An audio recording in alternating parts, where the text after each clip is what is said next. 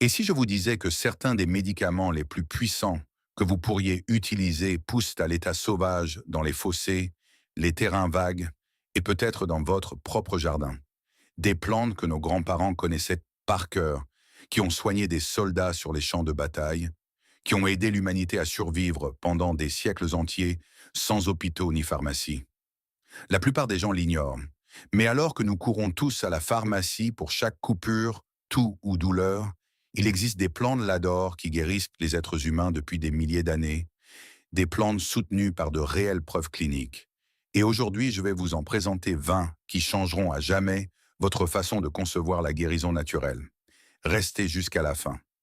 Je sais pourquoi la numéro 17 de cette liste est utilisée depuis plus de 2000 ans, et la science moderne vient de confirmer qu'elle fonctionne contre les bactéries résistantes aux antibiotiques. Et la numéro 20 est si puissante qu'elle était littéralement l'aspirine originale, avant que l'aspirine n'existe, et elle pousse probablement dans un fossé près de chez vous en ce moment même. Voici les 20 plantes médicinales oubliées qui vont vous guérir instantanément, classées de l'impressionnant à l'absolument incroyable. Top 1. Souci, calendula. Commençons par le souci, également connu sous le nom de calendula. Cette fleur orange vif possède l'une des réputations les plus éprouvées au combat dans la médecine par les plantes. Les soldats médiévaux emportaient que des fleurs de souci à la guerre, spécifiquement pour traiter les coupures et les blessures sur le champ de bataille. On l'appelait la fleur de la guerre, car quand on n'avait rien d'autre, ni chirurgien, ni antibiotiques, ni équipement stérile, le souci pouvait empêcher une plaie de s'infecter et l'aider à cicatriser proprement. Calendula officinalis pousse facilement dans presque n'importe quel jardin, produisant de joyeuses fleurs, orange et jaune du printemps jusqu'au gelée. Mais ces jolies fleurs sont des puissances médicinales. Des essais cliniques modernes ont prouvé ce que les guerriers médiévaux savaient déjà. Les extraits de souci accélèrent la cicatrisation des plaies, y compris les brûlures et les plaies chirurgicales. Les études montrent qu'il favorise la réparation des tissus et réduit l'inflammation. Pourquoi cela fonctionne-t-il? Les fleurs sont chargées de composés, appelés triterpénoïdes et flavonoïdes, qui possèdent de véritables propriétés anti-inflammatoires et antimicrobiennes. Vous pouvez fabriquer un onguent simple de souci en faisant infuser les fleurs séchées dans de l'huile, et vous aurez de quoi guérir les coupures mineures, les éraflures, les brûlures et la peau enflammée plus rapidement que si vous les laissiez guérir seuls. La raison pour laquelle le souci a été oublié est simple. Les laboratoires pharmaceutiques ne peuvent pas breveter une fleur, mais pour quiconque souhaite des soins des plaies sûrs et efficaces sans ordonnance, le souci attend toujours dans les jardins du monde entier. Considérez-le comme la salle d'urgence de votre arrière-cour qui a toujours été là, attendant seulement que vous vous rappeliez son existence. Top 2. Argousier. L'argousier pourrait être le super aliment médicinal oublié par excellence. Cet arbuste épineux au bai orange vif est utilisé dans la médecine traditionnelle tibétaine, russe et chinoise depuis des siècles, spécifiquement pour guérir la peau et les muqueuses. Et la science moderne l'a rattrapé de manière impressionnante. Hypophèle rhamnoide produit des baies si riches en vitamines, antioxydants et acides gras oméga que les cosmonautes russes utilisaient l'huile d'argousier dans l'espace pour se protéger contre les dommages causés par les radiations. Des études humaines récentes montrent que l'huile d'argousier peut améliorer la fonction de barrière de la peau, accélérer la cicatrisation des plaies et aider en cas de muqueuse sèche et enflammée, de la sécheresse oculaire aux tissus irrités. Qu'est-ce qui le rend spécial? L'huile des baies et des graines contient un acide gras oméga 7 rare qui soutient la santé des muqueuses dans tout votre corps. Des essais cliniques ont montré des améliorations pour la peau sèche, l'eczéma, la dermatite atopique et même le syndrome de l'œil sec et la sécheresse vaginale après la ménopause. L'argousier a disparu de la médecine occidentale simplement parce qu'il pousse dans des climats reculés et difficiles. L'Himalaya, la Sibérie, les régions de haute montagne. Mais vous pouvez le cultiver dans des climats froids et l'huile est disponible comme supplément pour quiconque lutte contre une peau ou des muqueuses chroniquement sèches et enflammées. L'argousier fait ce que la plupart des hydratants font semblant de faire. Il guérit réellement de l'intérieur vers l'extérieur. C'est comme avoir un système de réparation interne dans une baie qui prospère là où presque rien d'autre ne peut pousser. Top 3. Consoude. La consoude possède l'un des noms populaires les plus descriptifs de toute la médecine par les plantes. Soude os.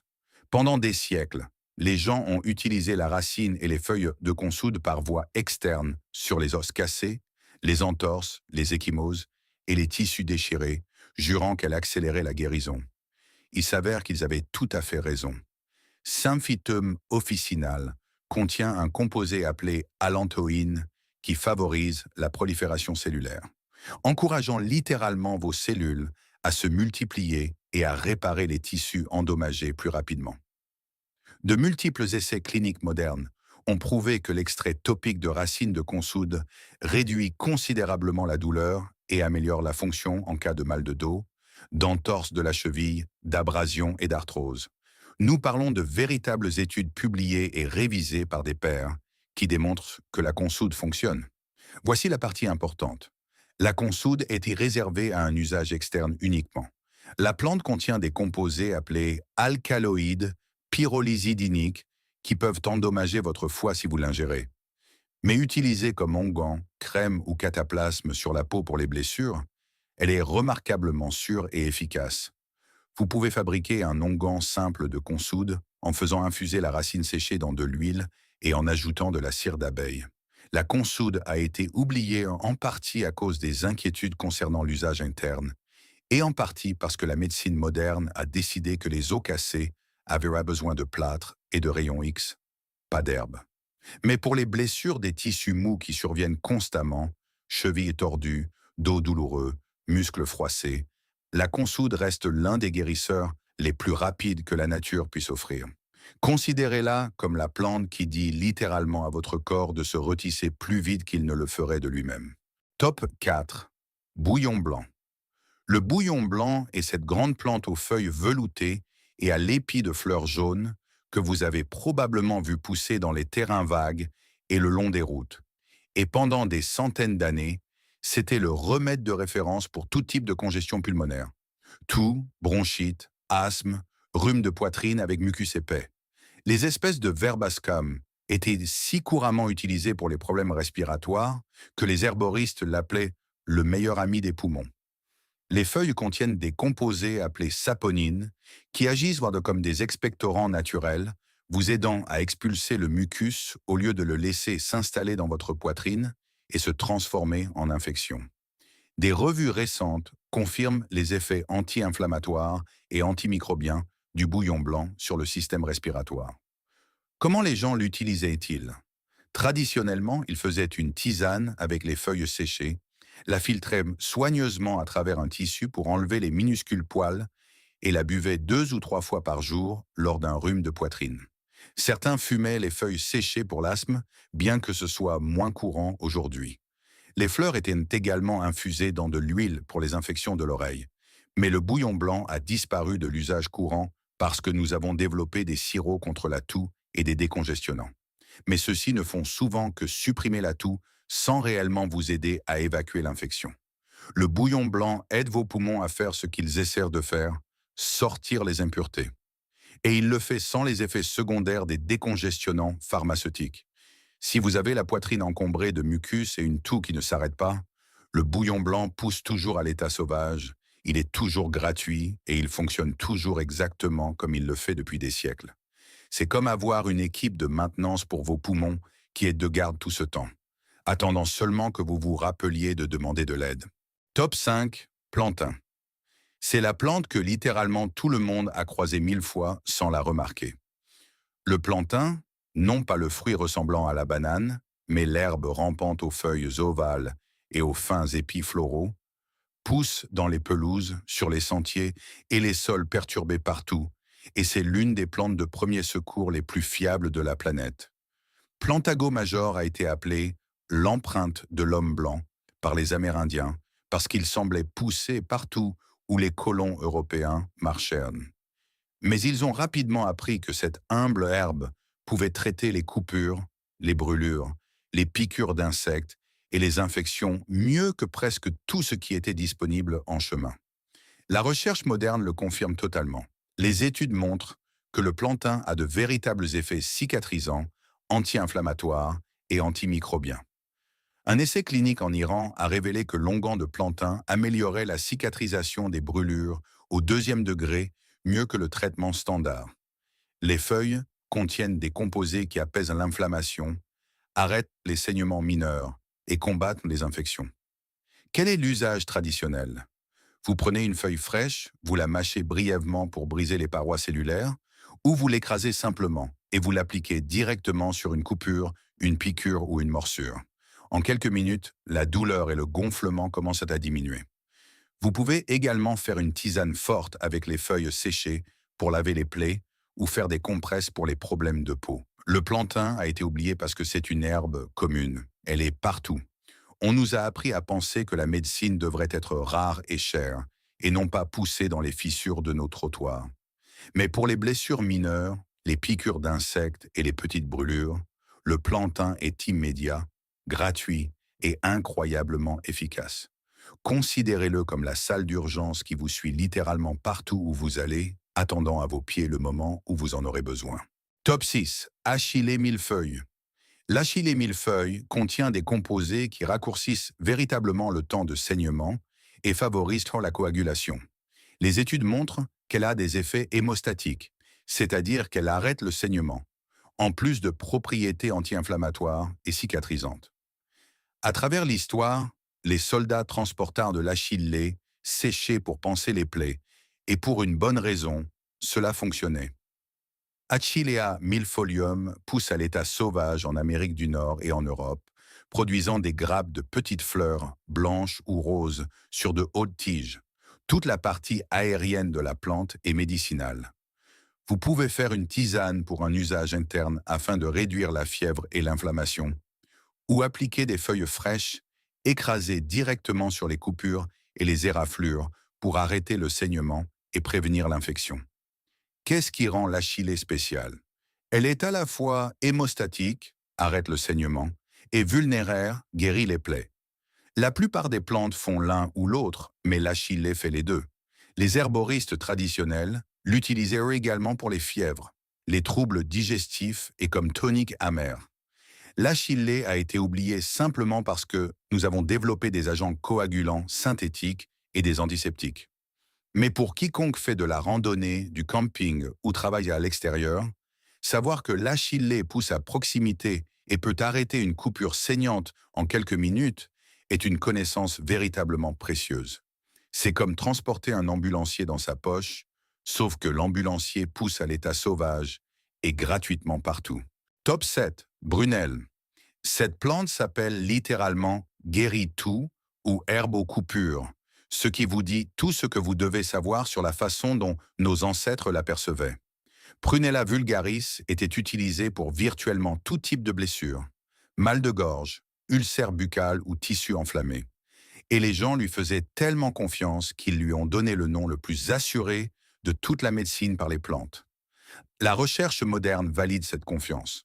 Les revues les montrent que la brunelle possède de véritables propriétés cicatrisantes, des effets anti-inflammatoires et qu'elle interrompt même les biofilms bactériens, ces couches protectrices que les bactéries créent et qui rendent les infections plus difficiles à traiter.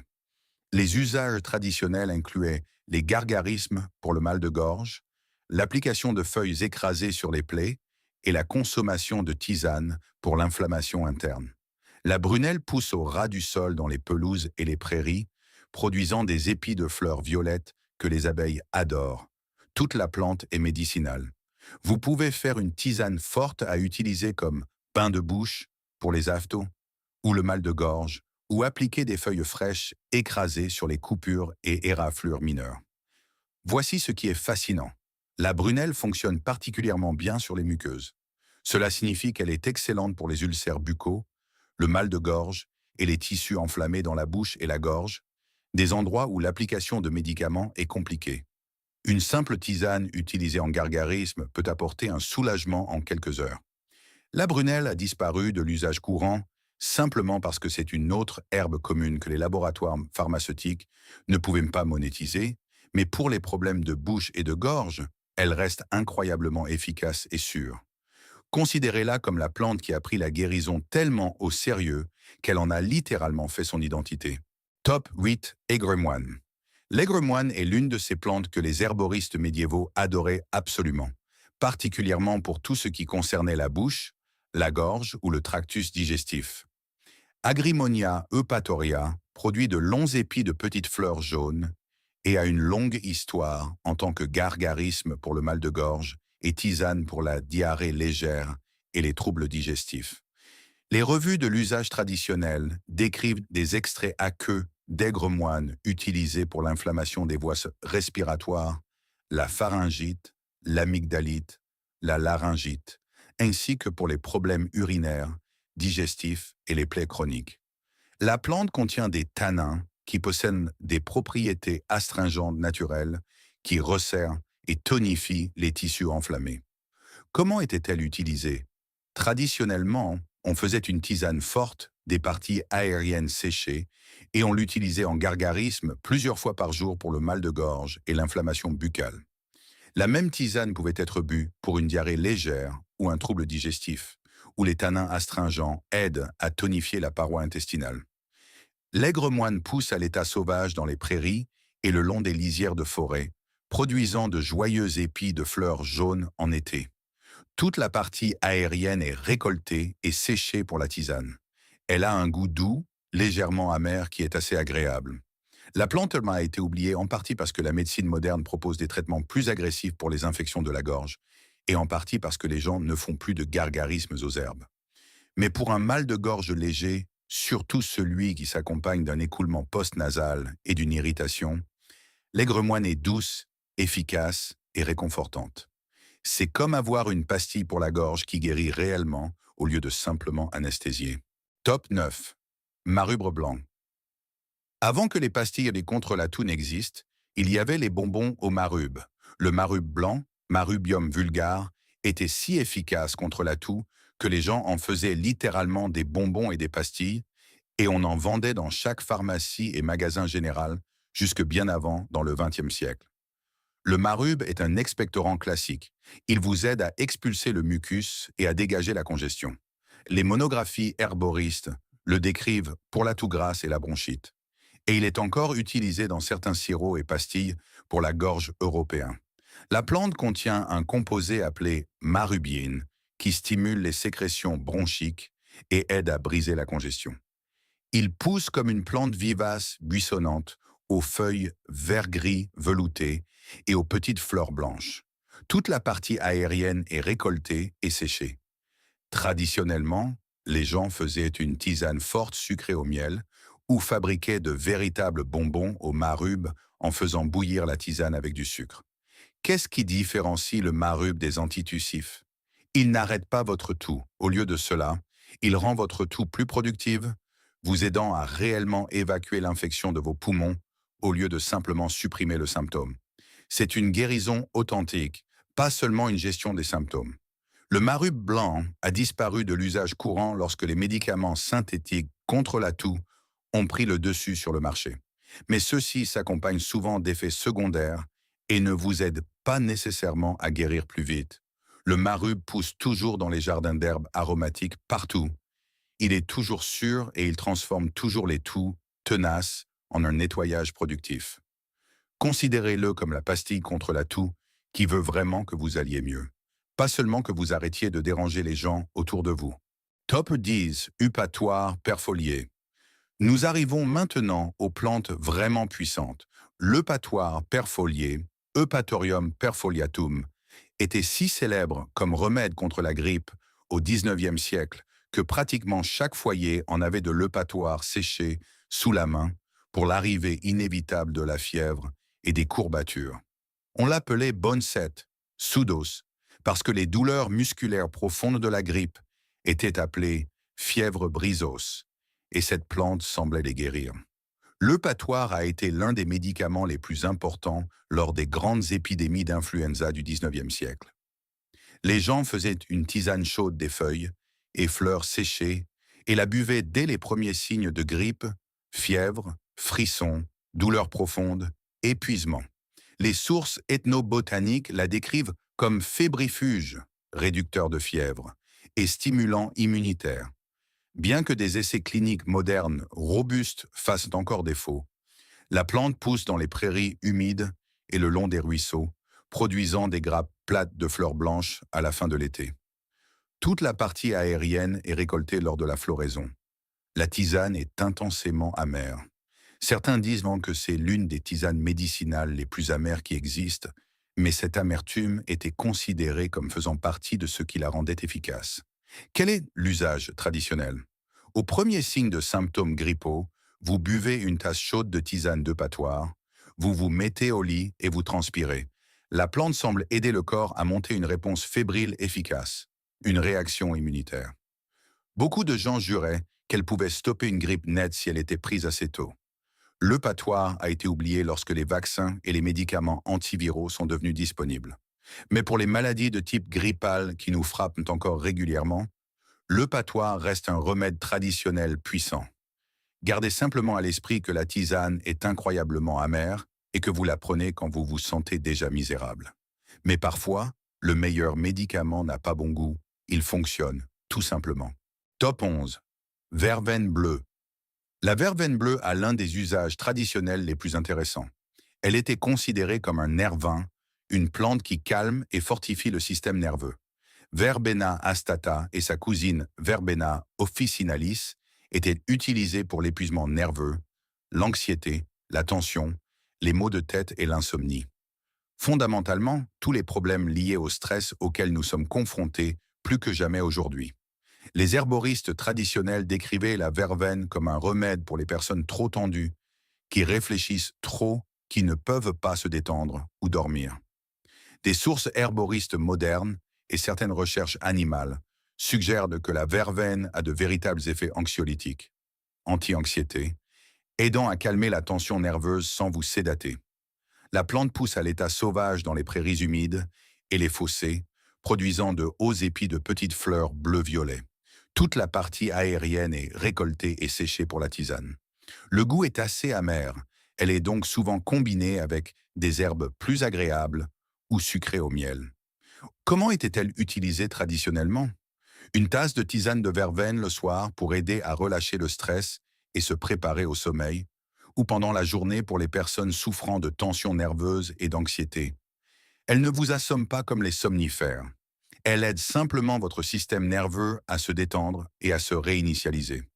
La verveine a été oubliée lorsque les médicaments pharmaceutiques pour l'anxiété et les aides au sommeil ont pris le contrôle. Mais ceux-ci s'accompagnent souvent de dépendance, d'effets secondaires et de problèmes de rebond. La verveine offre une approche plus douce pour le stress et la tension, légère à modérer.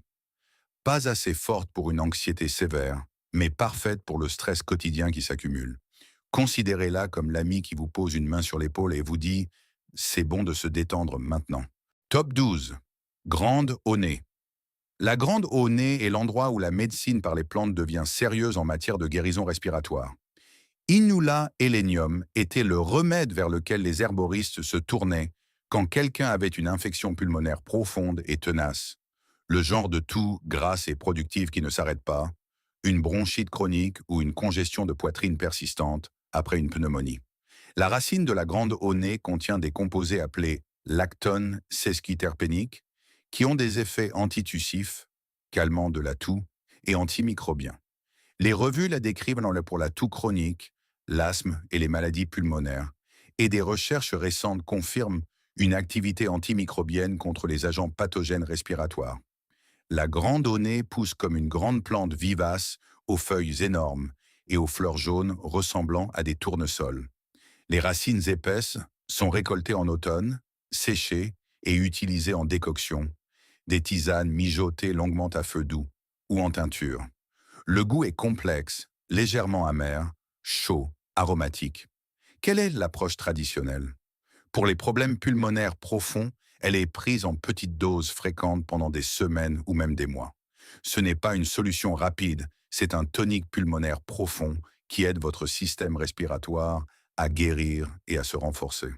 Les herboristes la combinaient souvent avec d'autres herbes pulmonaires pour les infections respiratoires tenaces. La grande au nez a disparu de l'usage courant, en partie parce qu'elle demande de la patience. Elle agit lentement et profondément, au lieu d'apporter un soulagement instantané, et en partie parce que les antibiotiques semblaient être des solutions plus rapides. Mais pour la faiblesse respiratoire chronique et persistante, la grande au nez offre encore quelque chose que les antibiotiques ne donnent pas, une guérison authentique et un renforcement du tissu pulmonaire. C'est la plante qui ne se contente pas de combattre l'infection, elle reconstruit le champ de bataille. Top 13, plante du mal de Denne, Cresson para. Celle-ci est à la hauteur de son nom de la manière la plus dramatique possible. La plante du mal de dents, espèce de spilante ou acmella, contient un composé appelé spilantol qui crée une sensation de picotement et d'engourdissement instantané dans votre bouche. Mâchez une fleur ou une feuille fraîche et en quelques secondes, toute votre bouche s'engourdit. Les guérisseurs traditionnels l'utilisaient exactement pour ce que vous pensez. Le mal de dents, mais aussi pour les ulcères buccaux, le mal de gorge et toute condition orale douloureuse. Les revues confirment des effets anesthésiques locaux et analgésiques, et elle est encore utilisée dans certains systèmes de médecine traditionnelle pour la douleur buccale. La plante pousse comme une petite annuelle avec des fleurs jaunes et rouges en forme de cône qui ressemblent à de petits vaisseaux spatiaux. Les fleurs ont l'effet engourdissant le plus fort, mais les feuilles fonctionnent aussi. Vous pouvez la cultiver facilement dans des climats chauds ou en pot. Quel est l'usage traditionnel? Au premier signe de mal de dents ou d'ulcère buccal, vous mâchez une fleur ou une feuille fraîche et vous la laissez couvrir la zone douloureuse. L'effet engourdissant est immédiat et peut durer 30 minutes ou plus. Elle ne guérit pas le problème sous-jacent, mais apporte un véritable soulagement de la douleur pendant que vous traitez la cause. La plante du mal de dents a été oubliée en Occident simplement parce que nous avons des gels anesthésiques commerciaux et des analgésiques. Mais pour quiconque s'intéresse à la gestion naturelle de la douleur ou qui doit faire face à une douleur buccale quand rien d'autre n'est disponible, cette plante est remarquable. L'effet est si fort et immédiat que les nouveaux utilisateurs sont toujours choqués. C'est comme avoir une anesthésie dentaire instantanée qui pousse dans votre jardin, attendant le moment où quelqu'un mordra de travers. Top 14. Mahonia de l'Oregon. Le Mahonia de l'Oregon n'est pas vraiment un raisin. C'est un arbuste persistant aux feuilles épineuses avec des fleurs jaunes et des baies bleues. Mais Mahonia aquifolium possède quelque chose qui le rend véritablement spécial. C'est l'une des rares herbes avec des preuves cliniques solides pour traiter les conditions chroniques de la peau, comme le psoriasis. De multiples études ont démontré que l'extrait topique de Mahonia de l'Oregon améliore considérablement les symptômes du psoriasis et de la dermatite atopique. La plante contient de la berbérine et d'autres alcaloïdes qui ont des effets antimicrobiens et anti-inflammatoires sur la peau. L'usage traditionnel incluait à la fois l'application topique pour les problèmes de peau et l'usage interne pour les problèmes digestifs. L'écorce interne jaune vif des racines et des tiges est la partie médicinale. Vous pouvez en faire un onguent ou une crème ou trouver des produits commerciaux de Mahonia formulés spécifiquement pour le psoriasis. L'effet n'est pas instantané. Vous devez l'utiliser de manière constante pendant des semaines, mais l'amélioration peut être significative. Voici ce qui le rend important. Le psoriasis et l'eczéma sont des conditions chroniques et frustrantes qui ne répondent pas bien à la plupart des traitements. Le Mahonia de l'Oregon offre une option botanique avec un réel soutien clinique. Pas seulement un usage traditionnel, mais des études modernes montrant une amélioration réelle. Le Mahonia a été oublié simplement parce qu'il pousse dans le nord-ouest Pacifique et n'était pas largement disponible ailleurs jusqu'à récemment. Mais pour quiconque lutte contre des conditions de peau chroniques, squameuses et enflammées, il vaut la peine d'être recherché. Considérez-le comme la plante que la dermatologie moderne admet en silence qu'elle fonctionne réellement. Top 15. Patience crépue, Rumex. La patience crépue est l'une de ces herbes altératives. Les anciens herboristes les appelaient purificateurs de sang. Mais ce qu'ils voulaient dire réellement, c'était des herbes qui aident votre corps à traiter et à éliminer les déchets plus efficacement. La racine de Rumex crispus est utilisée depuis des siècles pour la digestion lente, la constipation et les problèmes de peau qui semblent liés à une mauvaise élimination. La racine est riche en composés amers et en anthraquinone, qui stimulent la production de bile et la fonction digestive. Les revues herboristes modernes Ligne la patience crépue au soutien de la fonction hépatique, à l'amélioration de la digestion et à l'aide pour les problèmes chroniques de peau qui répondent à un meilleur nettoyage interne. Les preuves sont principalement traditionnelles et précliniques, mais cohérentes. La patience crépue pousse comme une grande herbe avec une racine profonde et des têtes de graines rougeâtres. La racine est récoltée en automne, séchée et utilisée en petite quantité en tisane ou en teinture.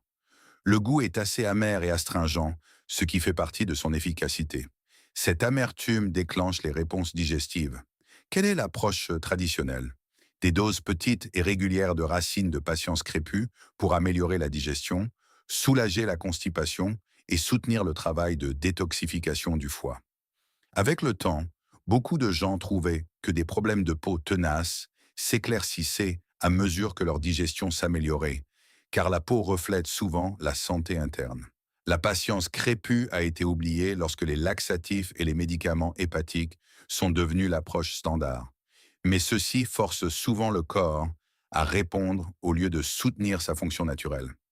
La patience crépue travaille plus doucement, aidant votre corps à faire ce qu'il est censé faire. C'est la plante qui ne fait pas le travail pour vous. Elle rappelle à votre corps comment le faire lui-même. Top 16. Bartflechte USN eher. Die Bartflechte ist technisch gesehen keine Pflanze. Es ist eine Flechte, die wie blassgrünes Haar von Bäumen herabhängt, weshalb sie auch Greisenbart genannt wird. Aber diese bescheidene Flechte hat bemerkenswerte medizinische Eigenschaften, die sie zu einem der wichtigsten Erste-Hilfemittel in der Natur machen. Usnea-Arten enthalten Usninsäure und verwandte Verbindungen, die eine starke antimikrobielle Aktivität aufweisen. Jüngste Untersuchungen zeigen eine Wirksamkeit gegen Bakterien, einschließlich einiger antibiotikaresistenter Stämme.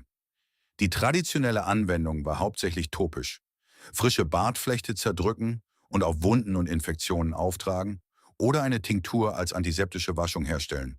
Du findest die Bartflechte an Bäumen in relativ unverschmutzten Gebieten, besonders im pazifischen Nordwesten und in Bergregionen. Sie wächst langsam und sollte nachhaltig geerntet werden. Nimm nur das, was bereits heruntergefallen ist, oder schneide kleine Mengen von gesunden Bäumen ab. Die Flechte wird als Tinktur, Alkoholextrakt, für die beste medizinische Wirkung zubereitet. Was ist die traditionelle Anwendung in der Wildnis? Wenn du dich bei einer Wanderung schneidest und kein Erste-Hilfe-Material hast, kann frische Bartflechte angefeuchtet und direkt als antimikrobieller Verband auf die Wunde gelegt werden. Die moderne Forschung bestätigt, dass dies kein bloßes Wunschdenken war. Sie bekämpft Infektionen tatsächlich. Die Bartflechte wurde schlichtweg vergessen, weil sie eine Flechte und keine Pflanze ist und nicht überall wächst. Aber für jeden, der Zeit im Freien verbringt oder ein natürliches topisches Antimikrobiotikum sucht, ist die Bartflechte faszinierend. Es ist, als hätte man ein Antibiotikum, das auf Bäumen wächst und still darauf wartet, dass sich jemand erinnert, dass es existiert. Top 17, Berberitze. Und das ist diejenige, die ich dir am Anfang angekündigt habe.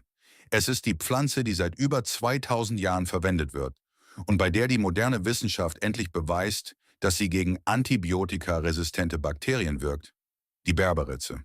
Berberis vulgaris enthält ein Alkaloid namens Berberin, das eine der am besten untersuchten Pflanzenverbindungen in der modernen Medizin ist. Berberin hat dokumentierte antimikrobielle Wirkungen gegen Bakterien, Pilze und Parasiten.